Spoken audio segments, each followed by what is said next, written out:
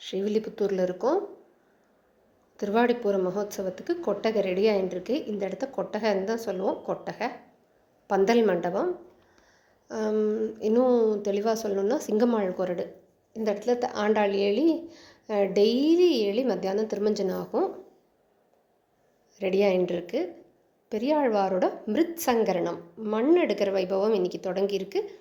பிரம்மோத்சவம் வருது இல்லையா, 10 நாள் திருநாள் கொண்டாட போகிறார் பெரியாழ்வார். ஆனி மாதம் சுவாதி நட்சத்திரம் முடியும். தீர்த்தவாரி வரையும் கூட இருந்து அனுபவிக்கணும்னு பிரார்த்திக்கிறோம்.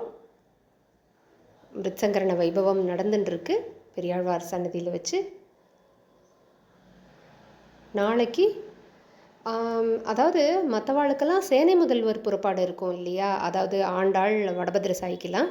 இவருக்கு உடையவர் புறப்பாடு. நாளைக்கு வீதியில் உடையவர் வருவர். எல்லாரும் அவசியம் அனுபவிக்கணுமா பிரார்த்திக்கிறோம்.